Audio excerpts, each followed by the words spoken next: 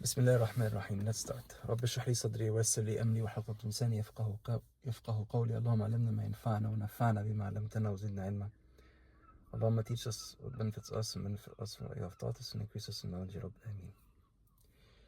Like last week we had the tool in the Quran of pondering of putting yourself in the ayah and then seeing where it repeats itself throughout the Quran. And what theme do you see throughout the Quran?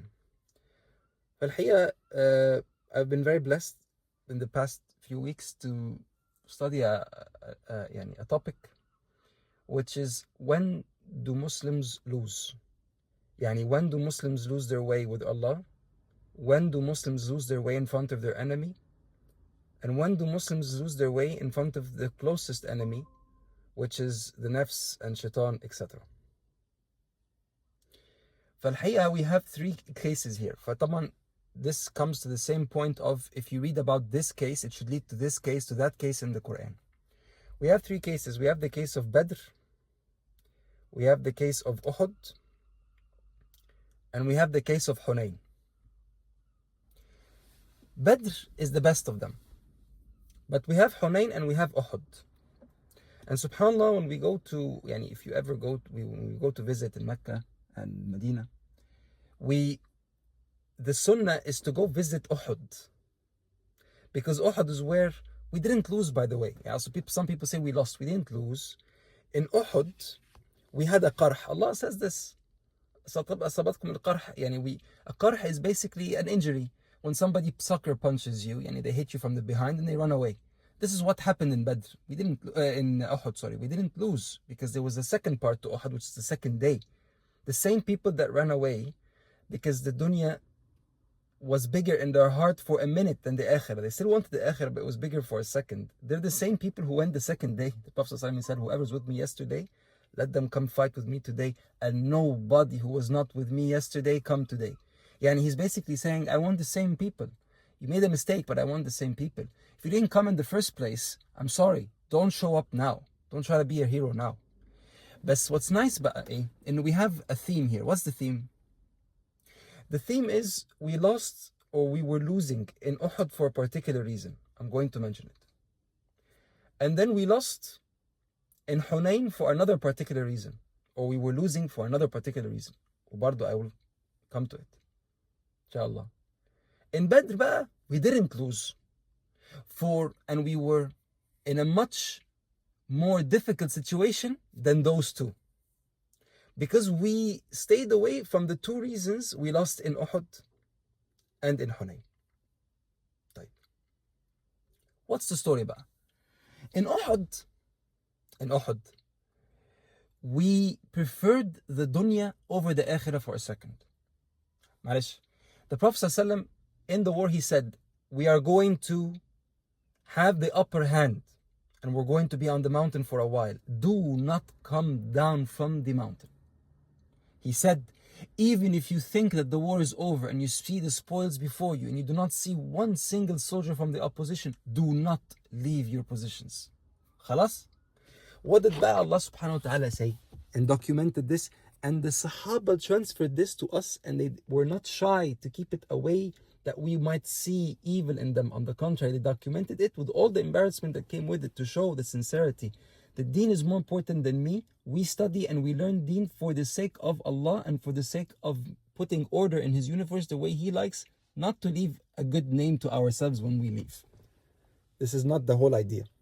Allah subhanahu wa ta'ala says, وَلَقَدْ صَدَقَكُمُ اللَّهُ وَعَدَهُ إِذْ تُحُصُّونَهُم بِإِذْنِهِ حَتَّى إِذَا فَشِلْتُمْ وَتَنَازَعْتُمْ فِي الْأَمْرِ وَعَصَيْتُمْ مِنْ بَعْدِ مَا أَرَاكُمْ مَا تُحِبُّونَ مِنْكُمْ مَنْ يُرِيدُ الدُّنْيَا وَمِنْكُمْ مَنْ يُرِيدُ الْآخِرَةَ ثم صرفكم عنهم ليبتليكم ولقد عفا عنكم والله ذو فضل على المؤمنين. What does Allah subhanahu wa ta'ala say? He says, and Allah has certainly fulfilled His promise to you when you were killing them by His permission until when you lost courage and fell to disputing about the order given by the Prophet ﷺ, and you disobeyed him after he had shown you that which you loved, that basically you saw the spoils of war in the middle of the mountain in that little canyon.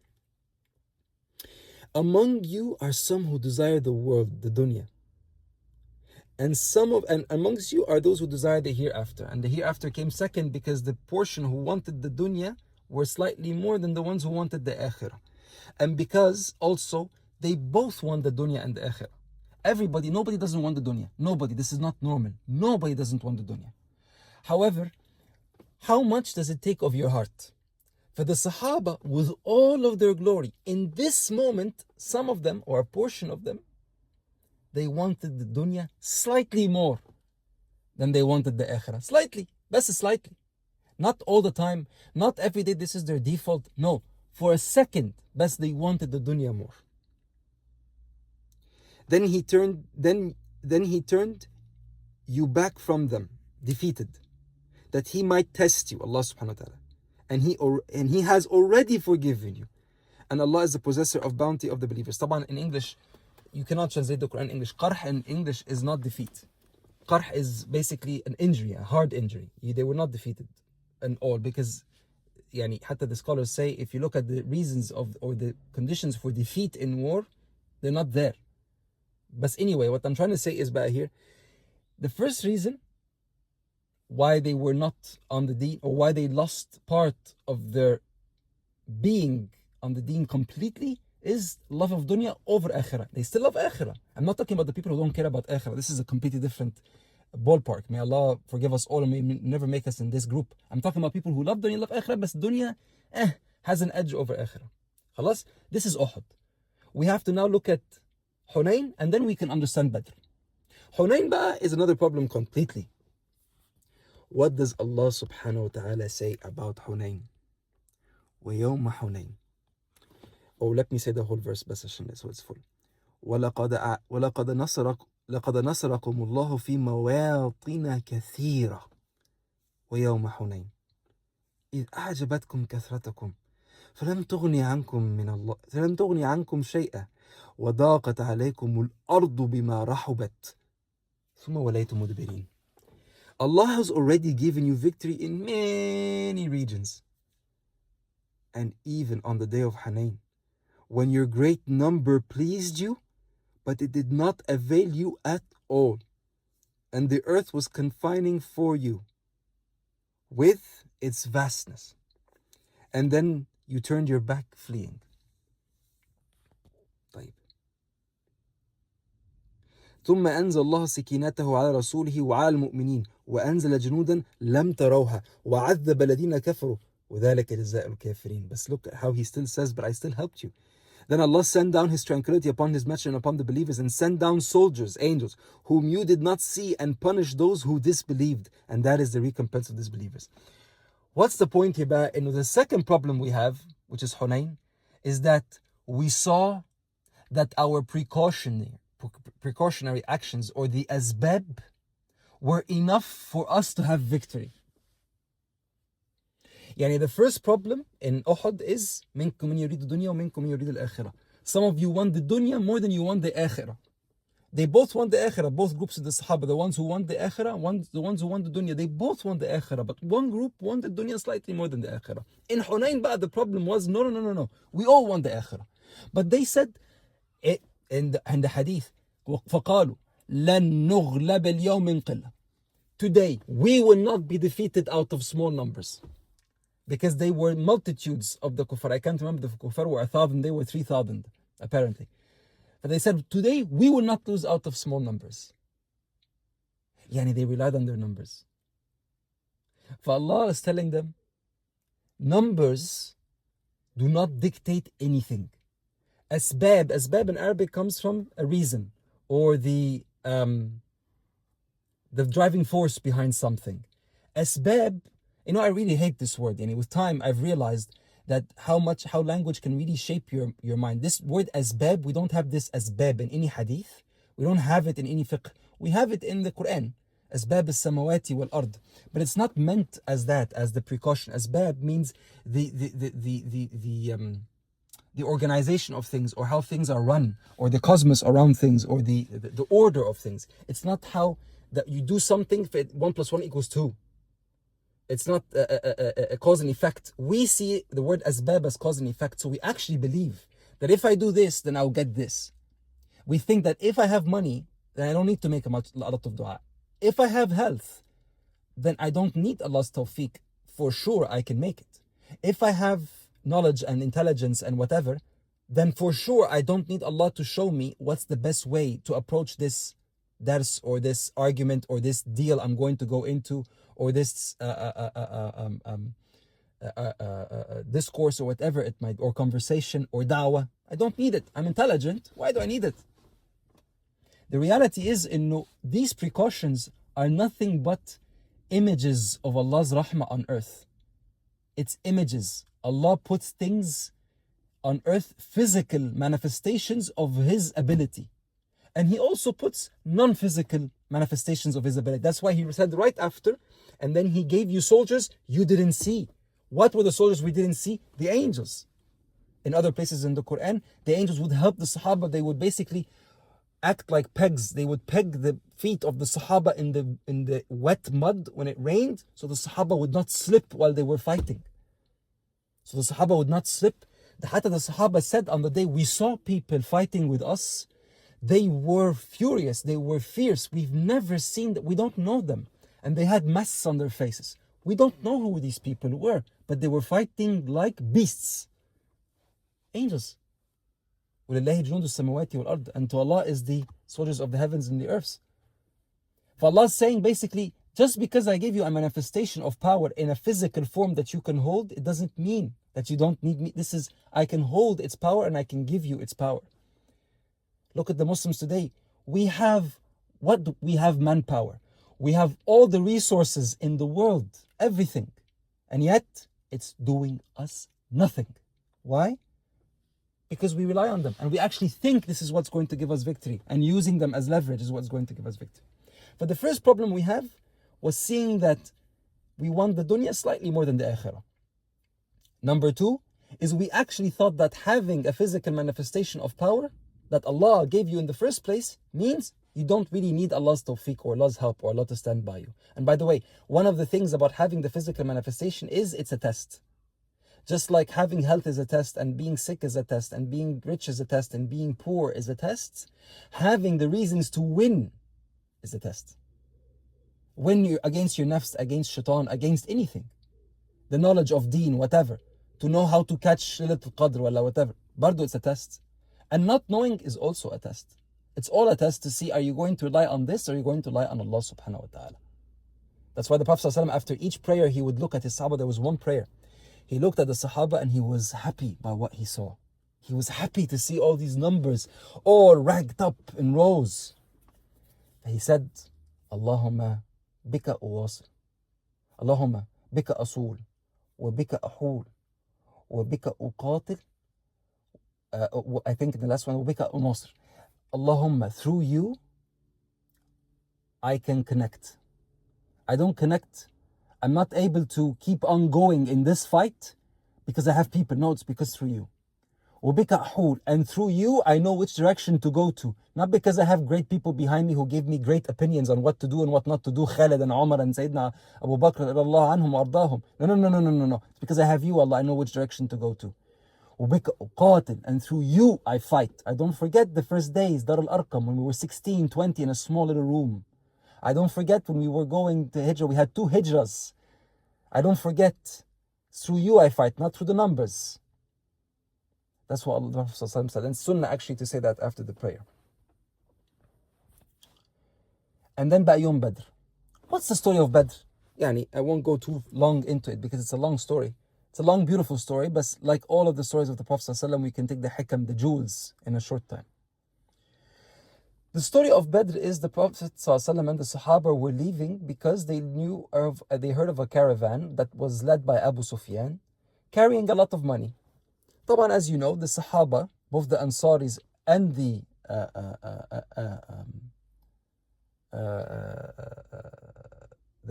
Ansar and the people of the Hijrah of Muhajirin, they lost a lot of their money because of the Kuffar of Quraysh.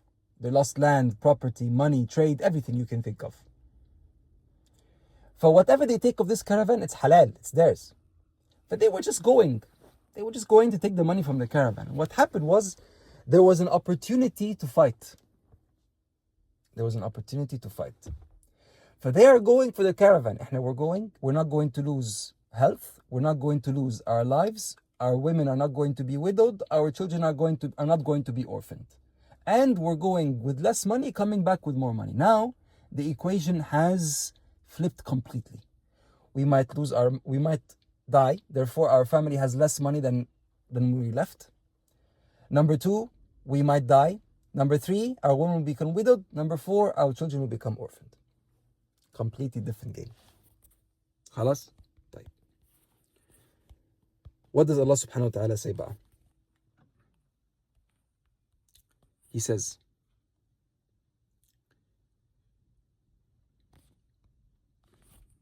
sorry, one moment. I'm just getting the verse out.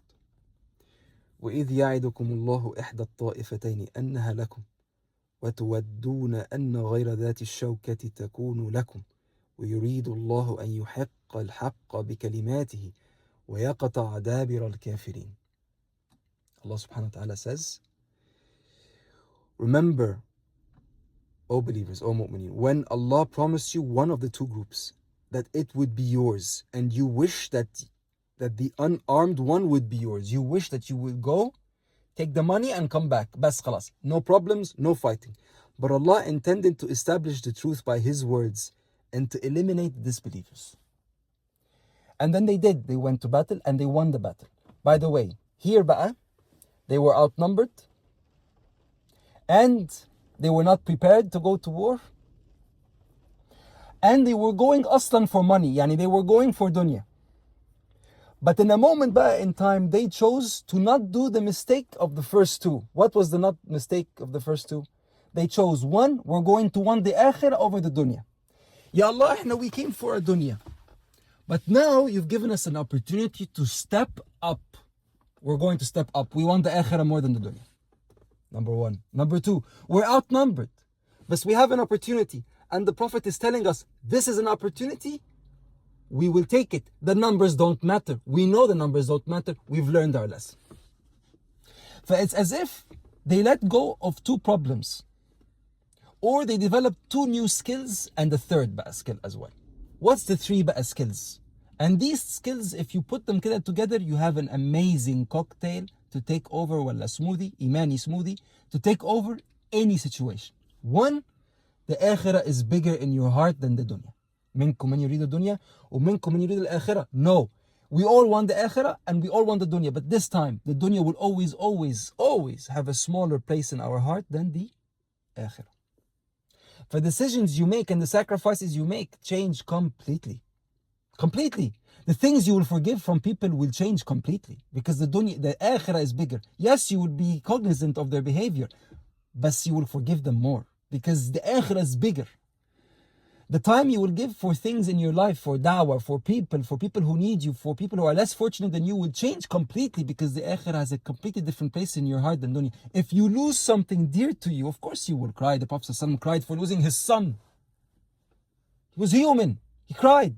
People say, don't cry. We thought your iman is stronger than this. Are you silly? If you lose someone you love, you have to cry. If you don't cry, this is a sign that you're not normal. This is a sign that you are spiritually not in line. You have to cry. But when you cry, do you see behind the curtain and you know what's there for them and what's there for you if you are patient? Well, not for you're able to have stronger perseverance. The second is they do not count on the precautions. Doesn't matter how much money I have. I know, Ya Allah, you can take it all. It won't make any difference. Doesn't matter how much strength I have. I can lose my strength in a second. My strength is not to allow me to be able to move my things without needing help, or to be able to go and come. Or my knowledge is not what's going to help me give the dars in a proper way, or have the discourse, or give the dawah, or give the lecture, or go to the exam. Khalis, it's your help.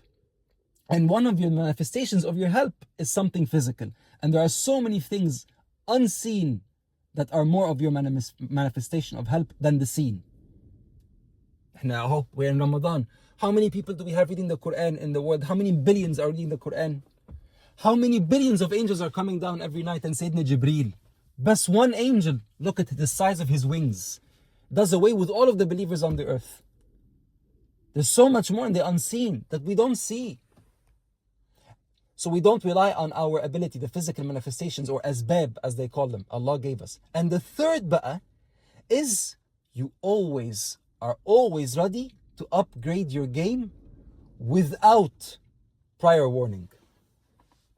يعني ايه؟ I'm on a trip to go for vacation, and I say the dua of the traveling, and in this dua وَنَسْأَلُكَ مِنَ الْعَمَلِ مَا تَرْضَى, and we ask you in this trip of the deeds what pleases you. طب you're on the trip, beautiful trip to the beach, somebody is sick in front of you, nobody can help them but you. Get up, stop the car, help them. You're going to miss half the day. Wallahi, Allah will put barakah in this day you will never see before. And you will forget Aslan that this day existed. And a year will pass and you look back and you will say, the remnants of this day, the time I lost, is as if nothing happened. Because what happens is, يا إخوة, ذهب الوقت وبقي الأجر. The time goes and the reward stays. Those of you now who have fasted in the past year, and you missed out on a few coffees on a nice day, or a tea, or a nice few meals here and there with friends because you were fasting or whatever. Recalling it, do you feel like you missed out?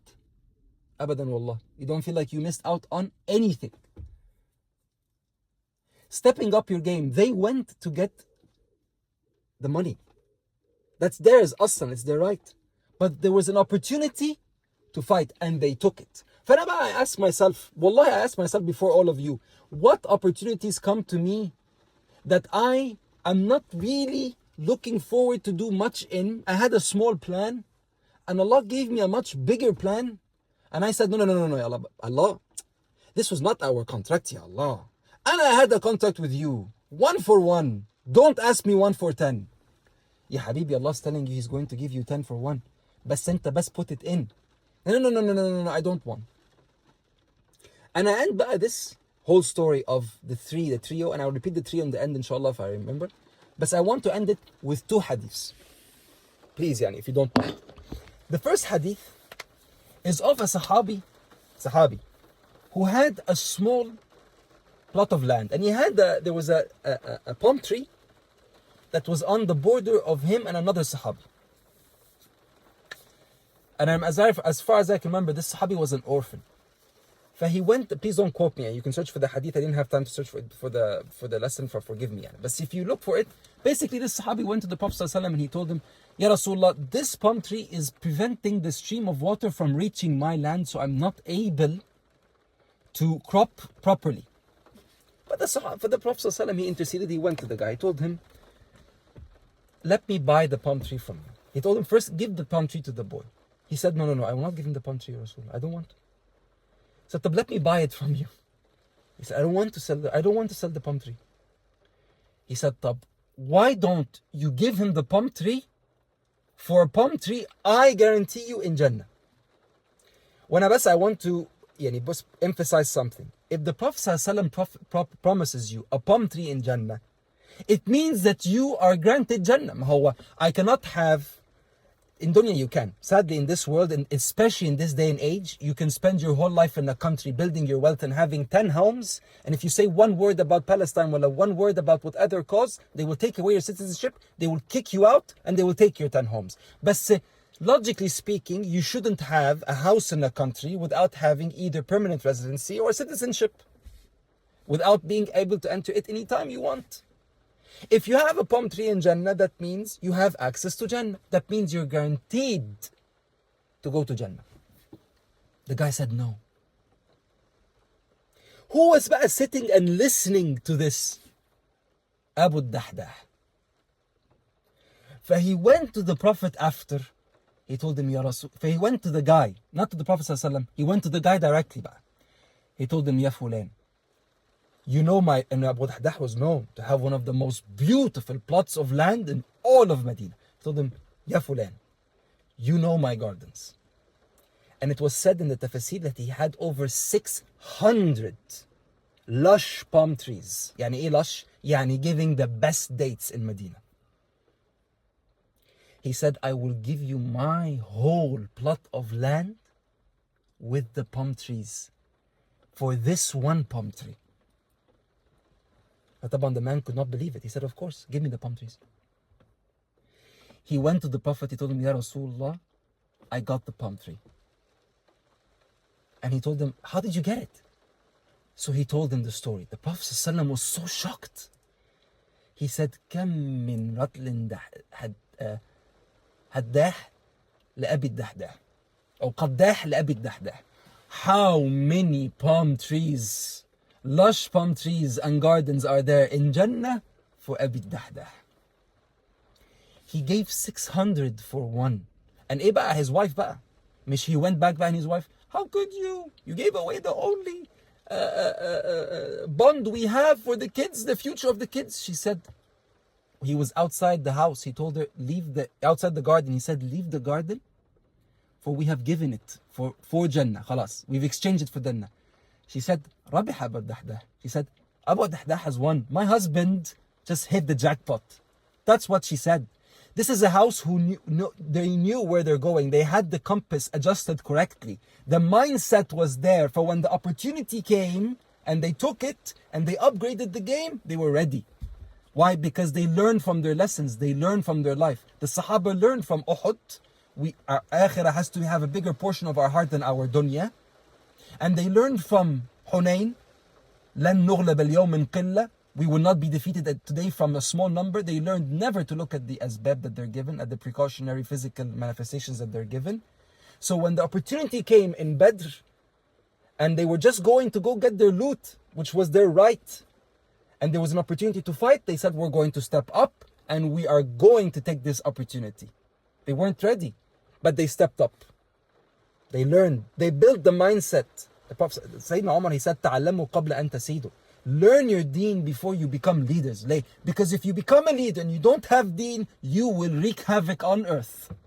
And I don't think I need to tell you more than this. Look at, I'm not going to say the West. Forget about the West. The West, Allah yakun fa'anhum. They don't have deen aslan. I'm talking about us ba'a.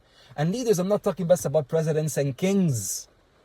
Look at what they do to their own people. Because they don't have deen, but they have power. I'm talking about us. Look at the husband in his house, and the wife in her house, and the mother in her house, and the father in his house, and the elder in the family, and the ISOC president, and the mosque president, and this president, and how they behave when they have power if they don't have deen. And I've seen, wallahi, I've seen people on all of these fronts. The presidents of ISOCs and mosques and charities who have deen, and those who don't. Ya Nahar Abyad, you wish the charity did not even exist in the first place, but not see this kind of behavior. This is the first story. And the last story back. This is one of the most beautiful stories you could hear. And I want you, please, please, to focus with me a few minutes, and I'm going to end with this. Beautiful story. Beautiful story.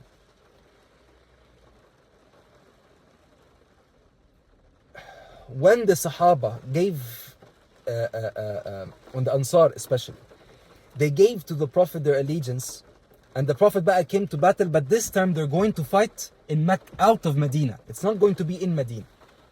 خلاص? فبasically, the Ansar, or Sa'd ibn Mu'adh, he was the leader of the Ansar. They had told the Prophet, we will defend you in Medina just like we would defend our families and our children. Yani if anybody touches you, Ya Rasulullah, we will fight to the death. For the Prophet ﷺ, he was taking the opinion of Umar, he said, I want to hear your opinions, the big leaders. For Sayyidina Umar gave his opinion, Sayyidina Abu Bakr gave his opinion, no, خلاص Ya Rasulullah, we can face them, it's fine.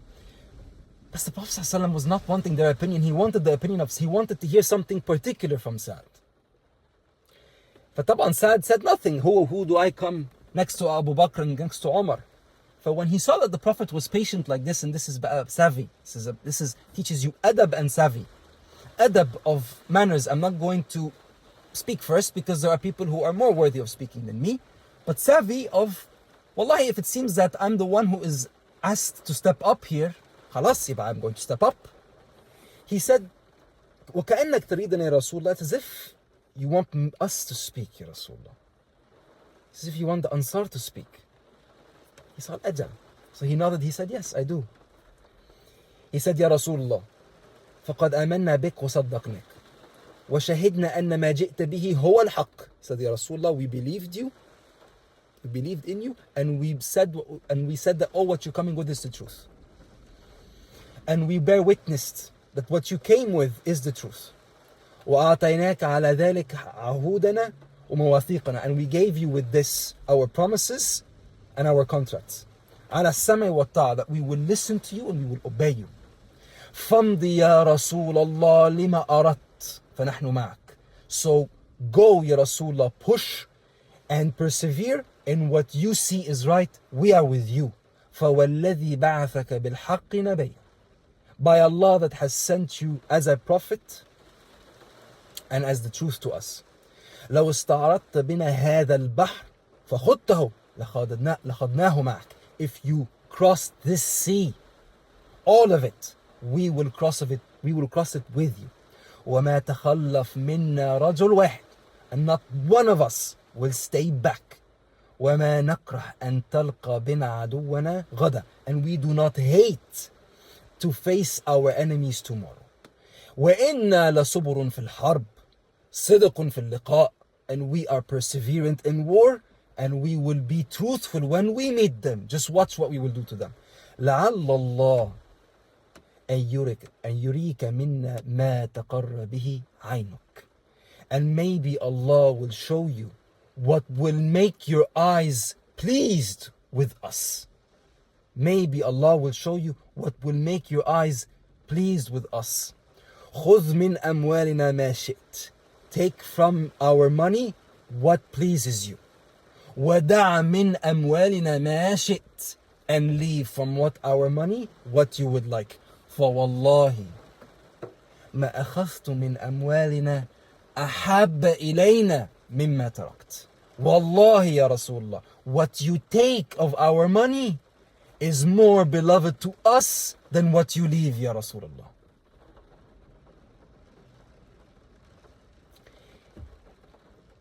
أنا ask myself بس معلش. Has there ever been a moment where we were not ready to step up in our ibadah, in our akhlaq, in our sacrifice, in anything, and we had to step up, and we actually had this mentality of, Ya Rasulullah, what you took of us, what you want to take of us, of our patience, of our perseverance, of our time, of our energy, is more beloved than what we keep to ourselves and our family and our dunya. Did we ever feel, so this is how we feel, that we are inferior to the Sahaba, okay? But did we ever feel we are more inferior to the Sahaba, which we are? The Sahaba, their shoes are above our heads. But did we ever feel but the Rasulullah wants us now to step up. He wants us now to step up. Sayyidina Umar and Sayyidina Abu Bakr are gone. And by the way, it's not wrong for me to say that. The Sayyidina Abu Bakr said, من كان يعبد محمد فإن محمدا قد مات. ومن كان يعبد الله فإن الله حي لا يموت. Whoever worships Muhammad, Muhammad has died. Sallallahu alayhi wasallam. He said this when the Prophet ﷺ died. Sayyidina Abu Bakr said this. And whoever worships Allah, Allah is living and He never dies. And Allah subhanahu wa ta'ala says in His Quran, وَمَا مُحَمَّدٌ إِلَّا رَسُولٌ قَدْ خَلَتْ مِنْ قَبْلِهِ الرُّسُلُ. Muhammad is only a prophet. Before him came prophets and they passed away. If he dies, are you going to step back on your heels, meaning leave the deen? The Prophet ﷺ, he said, اشتقت لأحبابي. He said, I miss my loved ones. He said this when he was alive. And they told him, Ya Rasul, aren't we your loved ones? He said, no. أنتم أصحابي. لا أنتم أصحابي. You are my companions. Sahib is someone who walks with you. أصحاب الفيل. The people of the field, because the elephants were walking with them. A sahib can be someone who's good or bad. But ashab, he said, أحبابي are the people who believed in me. They will come after you. They believed in me and they did not see me. They only heard of me and they will believe in me. The actions of one of them is worth 60 of you. They said, Ya Rasulullah, the action of one of us is 60 of them. We carried the deen. He said, no, لا. أنتم تجدون على الخير أعوانا ولا يجدون. He said, no, you will find people to help you do good and they will not find. We are in this position today brothers and sisters. This is our position. We have the position where everyone wants dunya. Dunya now is the biggest hem of everyone. Allah is only asking, make akhirah bigger in your heart than dunya. Bigger يعني بس 51%. 90 بقى and 80 and 85, this is the difference between all of us. Some of us are a Ferrari, some of us are a Bugatti, some of us are a tired hatchback. You know, that doesn't even pass an MOT. بس يا أخي pass. Let best the thing your akhirah want more than your dunya. And do not say, oh Allah, asana, I've been given knowledge. Asana, mashallah, I come from a practicing family. Asana, mashallah, look at me, I'm the pious sister, I do this much sadaqah and this and that. Asana, mashallah, I've done this much Quran. Ya habibi, these are all physical manifestations, do not rely on them. Allah gives us countless examples in the Quran of people who relied on their righteousness and they fell. And He gives us countless examples of the people who are smart in the Quran, they don't rely on their righteousness. They don't. And the third is step up your game when you have the opportunity. Step up your game. Be like the Sahaba. Be ready at any moment. Always be in the state of dhikr because you don't know what's going to come. Always do your dua between the adhan and the iqamah after each fard because you don't know when is the next time you're going to be tested in your family, in your wealth, and you want to be ready. You want to be with Allah subhanahu wa ta'ala. And end with this. In Laylat al-Qadr, we have a problem. Sayyidina Abu Dahdah, he gave one palm tree for 600. We don't want to give 10 nights. We don't want to give 10 nights for more than 84 years. 84 years is the minimum you can get from Laylat al-Qadr. We said this in the Laylat al-Qadr series. You can check the episode online on the same channel that this episode is uploaded onto. We don't want to give 10 nights or one night for 84 years. He gave 600 palm trees. He gave his whole land, his whole capital for one palm tree. We don't get it. We don't want to, in Laylat al-Qadr, we don't want to come and give of ourselves for all of the khair that we can get from Laylat al-Qadr. Let's step up our game. We have a few nights left. Let's show Allah, Ya Allah, I wasn't really right in the right place, but now I have the opportunity. You've sent me something to step up. I'm going to step up. I'm going to show. لَعَلَّ اللَّهَ يُرِيكَ مِنَّا مَا تَقَرَّ بِهِ عَيْنُكَ. Maybe Allah will show you from us what would please your eyes. أقول قولي هذا واستغفر لكم فاستغفرون وهو الغفور الرحيم. اللهم إنك عفو تحب العفو فاعف عنا. اللهم إنك عفو تحب العفو فاعف عنا. اللهم بلغنا ليلة القدر يا رب العالمين. اللهم ارزقنا الصيام والقيام إيمانا واحتسابا. Last little tip. The reason why we say اللهم إنك عفو تحب العفو فاعف عنا, اللهم, you are the one who pardons, so pardon us. In Lailatul Qadr, that's the best thing you can say because it shows the best two qualities a believer has when they're speaking to Allah. اللهم إنك عفو. It's the sign of love. I love you, Allah, for your characteristics, for what you are, and you are afu. You give a lot and you pardon a lot. I love you for you, Ya Allah. I'm not loving you because you're giving me hasanat right now. No. I love you because of you. Because of you, you are the afu. Tuhibbul af. You love pardoning, so pardon me. All of what I did this night, all of what I'm doing, I'm staying up, I'm doing istighfar, I'm making dua, I'm praying, I'm standing more than usual, trying to hurt my feet like the Prophet ﷺ did so I can feel the ibadah. He used to pray with 5 juz in 1 rak'ah, some say with 10 juz in 1 rak'ah. I'm trying to do all of this for you and please pardon me, it's not enough. Yib'a, you're coming, you are apologizing to Allah. You are apologizing to Him. You are admitting that there's nothing you can do that's enough and you're coming to Him out of love. Mish, you're coming because you want the bounty and you're coming with pride that you did. No. I'm coming, I just want you. I want your face, Ya Allah. I want you to be happy with me regardless what you give me, what you don't give me. And I'm asking you to pardon me because no matter what I give you, it's not enough. أَفَلَا أَكُونَ عَبْدًا شَكُورًا. Shouldn't I be a thanking slave? What Allah, the Prophet ﷺ said when they asked him, why are you praying all of this until your feet swell up and Allah has forgiven you for anything and He doesn't have sins in the first place. He said, shouldn't I be a thankful slave? Assalamu alaikum wa rahmatullah. Subhanakum hamdak. Ashhadu an la ilaha illa anta astaghfiruka wa atubu ilayk.